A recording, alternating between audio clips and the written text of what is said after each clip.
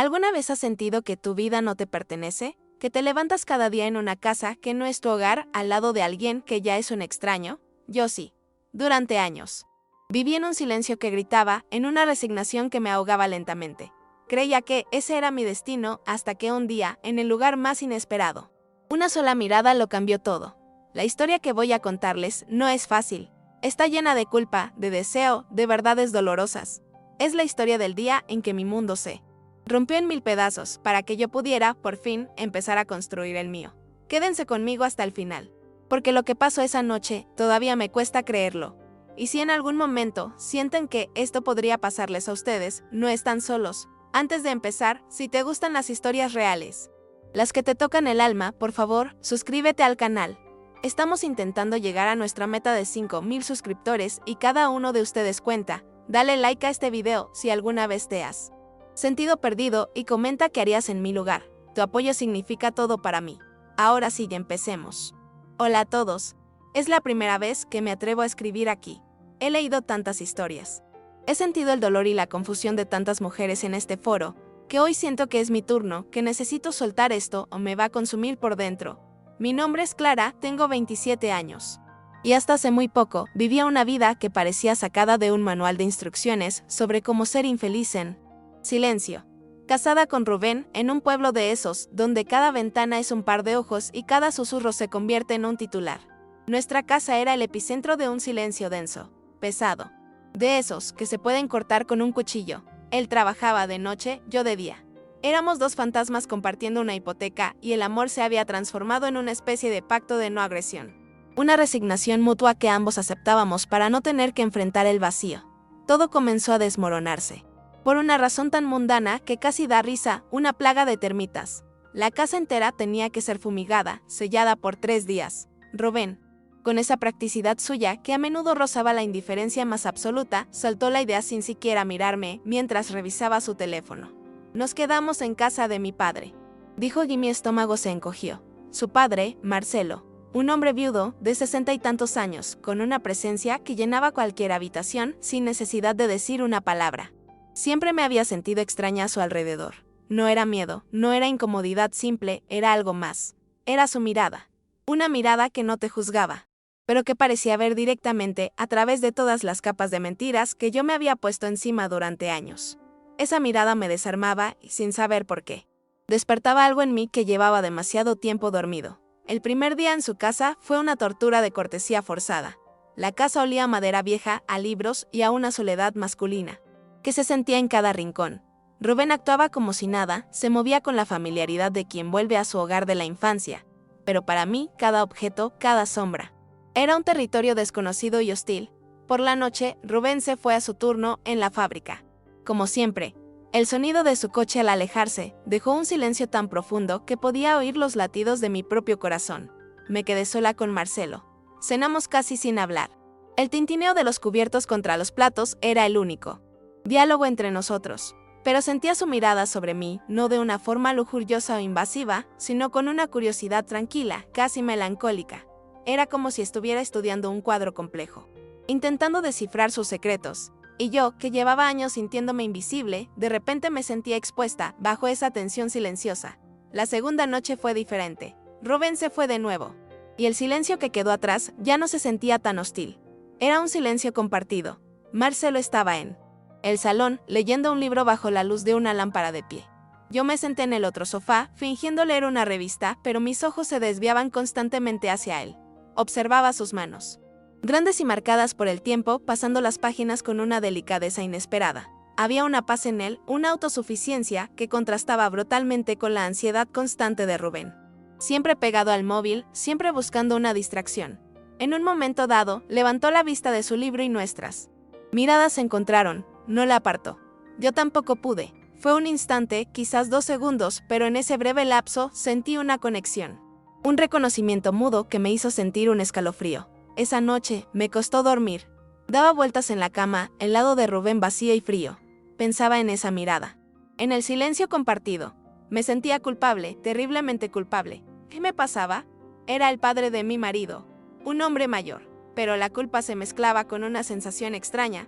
Una especie de chispazo de vida que no había sentido en años. Era la emoción de sentir algo. Cualquier cosa que no fuera la apatía gris en la que se había convertido mi existencia. Me levanté y fui a la cocina a por un vaso de agua. La luz de la luna entraba por la ventana, bañando la habitación en una luz pálida y fantasmal. Y allí estaba él, de espaldas a mí, mirando por la ventana hacia el jardín oscuro. No me había oído llegar.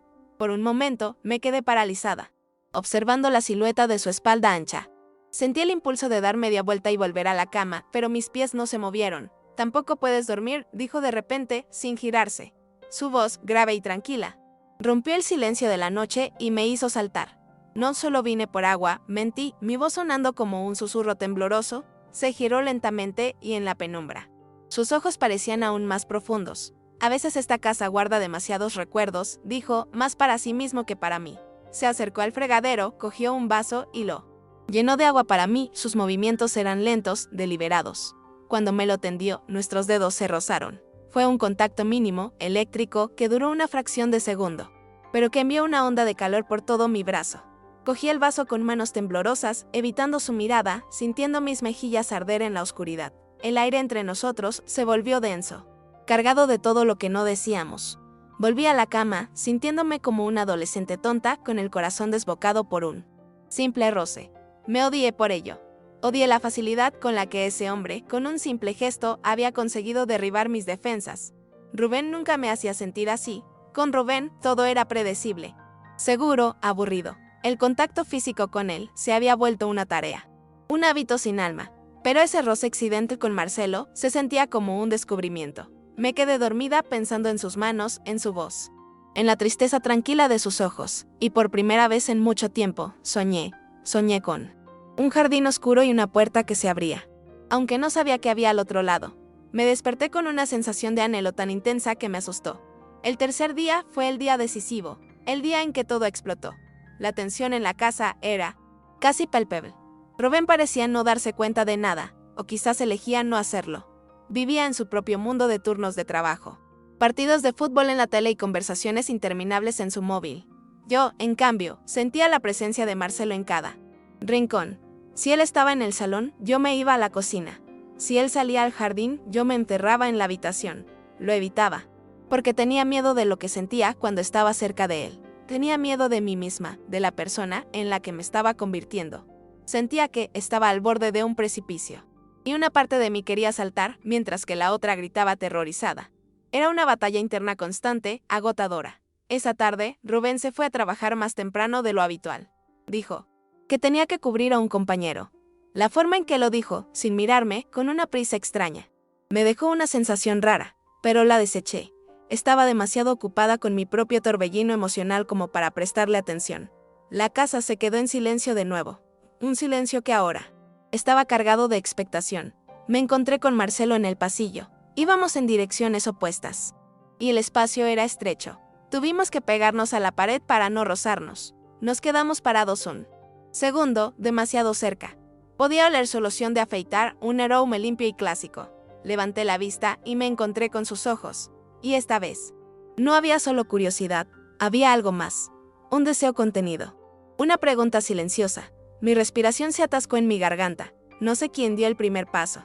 Quizás nadie lo hizo. Quizás fue el espacio entre nosotros el que simplemente desapareció. De repente, su mano estaba en mi mejilla, su pulgar acariciando suavemente mi piel. El gesto fue tan tierno, tan inesperado, que cerré los ojos. No había lujuria en su tacto, sino una especie de consuelo, de entendimiento. Era como si me estuviera diciendo, te veo, sé lo que sientes. Yo también lo siento, apoyé mi cabeza en su mano, rindiéndome a ese simple contacto que se sentía más íntimo que cualquier beso que hubiera dado en años. Nos quedamos así, en silencio, en medio del pasillo. Por un tiempo que pareció una eternidad, el mundo exterior, Rubén, el pueblo, todo se desvaneció. Solo existíamos nosotros dos y esa corriente eléctrica que nos unía. Y entonces me besó. Fue un beso lento, exploratorio, casi tímido al principio. No fue la pasión arrebatadora que se ve en las películas. Fue algo mucho más real, más profundo. Era un beso que sabía soledad compartida a anhelo contenido. A una tristeza que por fin encontraba un refugio. Sus labios eran suaves y el beso no exigía nada, solo daba. Me sentí desarmada, vulnerable, pero de una forma extraña también me sentí segura. Era como si, por primera vez, alguien me estuviera besando a mí, a Clara, y no a la idea de una esposa o a un cuerpo vacío. Respondí al beso con una necesidad que me sorprendió a mí misma, aferrándome a él como si fuera un salvavidas en medio de un océano de indiferencia. Cuando el beso terminó, nos quedamos con las frentes apoyadas, respirando agitadamente. Ninguno de los dos dijo nada. No había nada que decir. Las palabras habrían arruinado ese momento, lo habrían convertido en algo sórdido, en una simple infidelidad, pero no se sentía así. Se sentía inevitable, como si todo el camino de mi vida me hubiera llevado a ese pasillo, a ese preciso instante. Me miró a los ojos, y vi en ellos un torbellino de emociones. Deseo, sí, pero también dolor, arrepentimiento, miedo. Vi mi propio reflejo en su mirada. Sin decir una palabra, me di la vuelta y me fui a mi habitación, cerrando la puerta detrás de mí. Necesitaba estar sola. Necesitaba procesar lo que acababa de pasar. Mi mundo entero se había puesto patas arriba. Me senté en el borde de la cama, temblando. Mi cuerpo entero vibraba. Me toqué los labios. Todavía sentía el calor de su boca. La culpa me invadió como una ola helada. ¿Qué había hecho? Había traicionado a Rubén. Había cruzado una línea que nunca pensé que cruzaría. Era una infiel. La palabra resonaba en mi cabeza, fea, sucia. Pero debajo de la culpa había otra cosa. Una sensación de euforia, de estar viva. Era una mezcla tóxica, adictiva. Me sentía la peor persona del mundo y, al mismo tiempo, me sentía más yo misma que nunca. Era una contradicción que me estaba volviendo loca. Me tumbé en la cama y me quedé mirando el techo, mientras el sol de la tarde empezaba a caer tiñendo la habitación de tonos anaranjados. No sé cuánto tiempo estuve así, perdida en mis pensamientos. El móvil de Rubén estaba en la mesita de noche. Lo había dejado allí con las prisas. Normalmente, nunca lo tocaría. Respetaba su privacidad o quizás simplemente no me importaba lo suficiente como para tener curiosidad, pero esa tarde algo me impulsó a cogerlo. Una intuición, una necesidad repentina de encontrar una razón, una justificación para lo que acababa de hacer. Quizás si encontraba algo, cualquier cosa, me sentiría menos culpable. O quizás solo quería destruir lo poco que quedaba de mi matrimonio para no tener que enfrentarme a la decisión de salvarlo. Con el corazón en un puño, desbloqueé la pantalla. No tenía contraseña. Esa confianza ciega o esa indiferencia. De repente me pareció una burla. Abrí su WhatsApp. Lo primero que vi fue un chat fijado en la parte superior, con un nombre que no reconocí, Sandra Trabajo. El último mensaje había llegado justo después de que él se fuera. Mi dedo temblaba mientras pulsaba sobre la conversación. Y entonces, lo vi un torrente de mensajes que no dejaban lugar a dudas. No eran conversaciones de trabajo. Eran mensajes llenos de apodos cariñosos, de planes secretos, de fotos que me revolvieron el estómago. Hablaban de escapadas, de noches juntos, de lo cansado que estaba él de su situación en casa. Hablaban de mí, o, mejor dicho, de la carga en la que me había convertido. Cada palabra era una puñalada. El aire se me escapó de los pulmones. Sentí un frío glacial extendiéndose por mis venas, seguido de una rabia incandescente. No era solo el engaño. Era la mentira, la humillación. Él me había convertido en la tonta del pueblo, en la esposa ignorante que esperaba en casa mientras él vivía una doble vida. De repente, todo encajó. Sus turnos extra, su cansancio perpetuo, su desinterés, su móvil siempre boca abajo. Todas esas pequeñas cosas que yo había ignorado, que había atribuido al estrés del trabajo o al desgaste de la rutina, ahora formaban un mosaico perfecto de su traición. Y yo, que me sentía tan culpable por un solo beso, me di cuenta de que había estado viviendo en una mentira mucho más grande y sucia de lo que jamás hubiera imaginado. La culpa que sentía por lo de Marcelo se evaporó, se transformó en otra cosa, en una especie de claridad brutal y dolorosa. Yo no era la villana de esta historia, o al menos, no era la única. Él me había empujado a este vacío. Él había creado el espacio para que alguien como Marcelo pudiera entrar. Mi beso con su padre no había sido el principio de la destrucción de mí. Matrimonio había sido solo un síntoma de que mi matrimonio ya estaba muerto y enterrado, y yo era la última en saberlo. Me sentí extrañamente liberada. El peso de la culpa fue reemplazado por el peso de la verdad, y la verdad, aunque dolía, también te hacía libre. Dejé el teléfono en la mesita de noche, exactamente como lo había encontrado, pero yo ya no era la misma. Algo dentro de mí se había roto para siempre. Esa noche, cuando Rubén volvió del trabajo, yo estaba sentada en el sofá del salón, esperándolo. Marcelo se había retirado a su habitación, dándonos espacio, o quizás simplemente huyendo de la tormenta que sabía que se avecinaba. Cuando Rubén Entró, sonreía, cansado pero satisfecho. Esa sonrisa, que tantas veces había intentado descifrar, ahora me parecía grotesca. ¿Qué tal el día?, preguntó, dejando las llaves en la mesita. No le respondí. Simplemente lo miré. Mi silencio y mi mirada debieron de decirle que algo iba muy mal, porque su sonrisa se desvaneció. ¿Clara? ¿Pasa algo? Su voz sonaba preocupada, pero ahora yo podía ver la falsedad en ella. Podía ver al actor interpretando el papel de marido preocupado. ¿Cómo está, Sandra?, pregunté. Mi voz salió fría, sin emoción. Fue como si estuviera viendo una película y yo fuera una espectadora. El color desapareció de su cara. Se quedó paralizado, con la chaqueta medio quitar. ¿Quién?, preguntó, pero su voz tembló. La negación fue tan patética, tan predecible, que casi me dio pena. Pero la pena fue ahogada por la rabia. Sandra, del trabajo, la de los apodos cariñosos, la de las escapadas de fin de semana. ¿Tengo que seguir? Le lancé las palabras como si fueran piedras, y cada una pareció darle en la cara. Se quedó sin palabras, boqueando como un pez fuera del agua. Y en ese momento de patética vulnerabilidad, vi al hombre con el que me había casado, un cobarde, un hombre demasiado débil para enfrentar sus propios problemas. Demasiado cobarde para terminar una relación que ya no quería. La discusión que siguió fue fea. No hubo gritos al principio, solo acusaciones frías y negaciones cada vez más débiles. Él intentó darle la vuelta a la tortilla. Como siempre, dijo que me sentía sola, que lo había descuidado, que estaba estresado. Usó todas las excusas del manual del infiel, pero yo ya no me las creía. Por cada excusa que él ponía, yo tenía una respuesta, una verdad afilada. Y entonces cometió el error de decir la frase que lo dinamitó todo. ¿Y tú qué, Clara? ¿Tú eres una santa?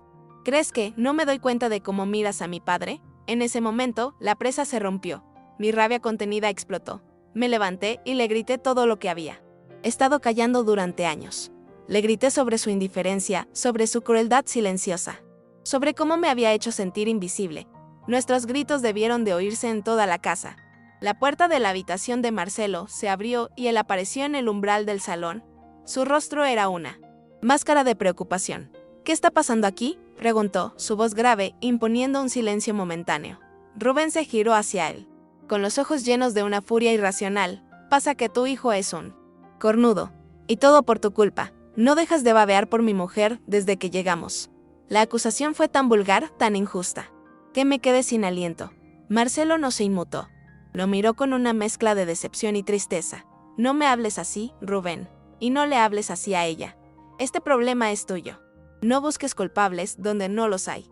La calma de Marcelo pareció enfurecer aún más a Rubén. Se abalanzó sobre su padre, empujándolo.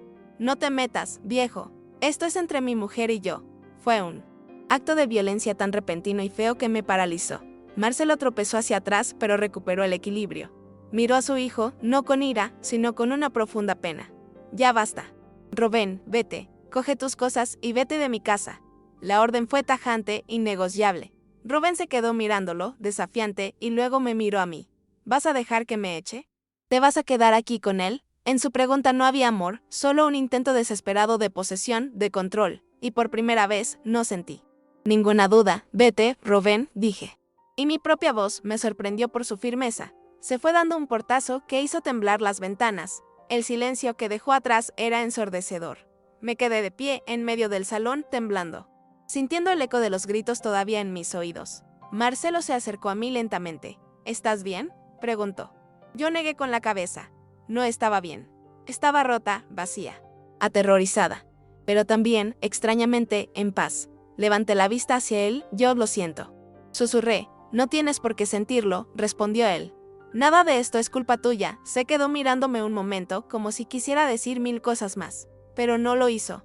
En lugar de eso, se acercó a la puerta principal. Me voy a ir por unas horas.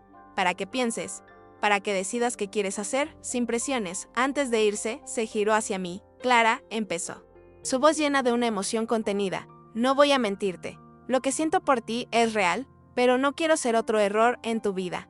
Quiero ser una elección. Hizo una pausa, y lo que dijo a continuación se me quedó grabado a fuego en la memoria.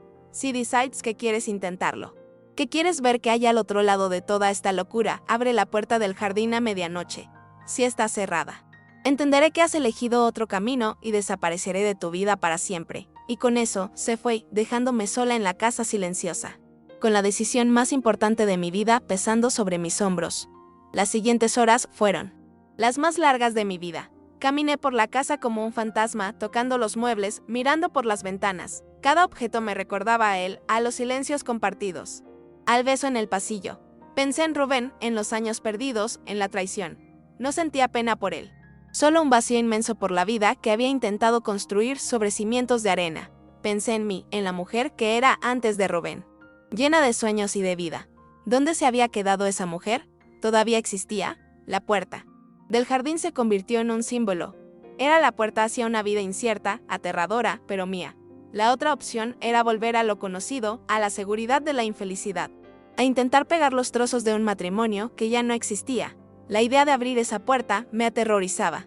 Significaba dejarlo todo atrás, mi casa, mi pueblo. La vida que conocía, significaba enfrentarme al juicio de todos, al escándalo. Significaba apostar por un sentimiento que había nacido en medio del caos, un sentimiento por un hombre mayor, el padre de mi marido. Era una locura, pero la idea de no abrirla era insoportable. Significaba volver al silencio, a la resignación, a la invisibilidad. Significaba traicionarme a mí misma de la peor manera posible. Me di cuenta de que esta elección no era sobre Marcelo o Rubén, era sobre mí. Era sobre mi derecho a ser feliz, a sentir, a vivir. Cuando el reloj de la pared marcó las 11:30, mi corazón empezó a latir con una fuerza brutal. Tenía 30 minutos para decidir el resto de mi vida. Me acerqué a la ventana y miré hacia el jardín oscuro. La puerta estaba allí, una silueta negra en la oscuridad. Parecía llamarme. Me sentía como si estuviera al borde de un acantilado, con el viento empujándome hacia el vacío. Y en ese momento, supe lo que tenía que hacer. No era una decisión lógica. Era una decisión visceral, una necesidad del alma. Tenía que abrir esa puerta. Tenía que elegirme a mí. A las 12 menos un minuto. Me levanté del sofá. Mis piernas temblaban, pero caminé con una determinación que no sabía que poseía. Crucé el salón, el pasillo, la cocina. Cada paso era un adiós a mi vida anterior. Llegué a la puerta trasera, la que daba al jardín. Puse mi mano sobre el frío metal del picaporte. Respiré hondo, llenando mis pulmones con el aire viciado de la casa y preparándome para el aire fresco de la libertad. El reloj de la pared dio la primera campanada de la medianoche. Giré el picaporte. La puerta se abrió con un suave quejido. El aire fresco de la noche me golpeó la cara. Y allí, al otro lado, bajo la luz de la luna, estaba él, esperándome. Una sonrisa triste pero llena de esperanza se dibujó en su rostro. Di un paso hacia el umbral, hacia él, hacia mi nueva vida. Pero justo en ese instante, una sombra surgió de la oscuridad a mi lado. Era Rubén. Sus ojos estaban inyectados en sangre, su rostro deformado por una furia que iba más allá de la razón. ¿A dónde crees que vas, zorra? Siseó. Su voz era un gruñido. Animal, antes de que pudiera reaccionar, me agarró del brazo con una fuerza brutal, tirando de mí hacia adentro. Grité, una mezcla de sorpresa y terror. Marcelo se abalanzó hacia nosotros, su rostro transformado por la rabia protectora. Suéltala, Rubén. La estás lastimando. Lo que siguió fue un torbellino de violencia caótica. Un enfrentamiento brutal entre padre y hijo en el umbral de esa puerta. Puñetazos, gruñidos. El sonido sordo de los golpes resonando en la noche silenciosa. Yo estaba en medio, atrapada entre los dos, gritando sus nombres, intentando separarlos. Rubén estaba fuera de sí, ciego de ira y celos. Marcelo se defendía, pero también intentaba contenerlo, protegerlo de sí mismo. Era una escena grotesca, una pesadilla hecha realidad. La lucha los llevó al jardín, y yo caí al suelo, con el brazo dolorido y el alma hecha pedazos. Me quedé allí, en el suelo frío, viendo a los dos hombres más importantes de mi vida destruirse mutuamente por mí.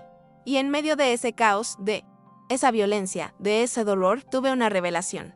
Una claridad absoluta. Esto no era amor, ni la posesión violenta de Rubén, ni siquiera la protección desesperada de Marcelo. El amor no podía nacer de la destrucción. Me di cuenta de que había estado buscando que alguien me salvara, primero Rubén, de mi soledad. Luego Marcelo, de Rubén. Pero nadie podía salvarme excepto yo misma.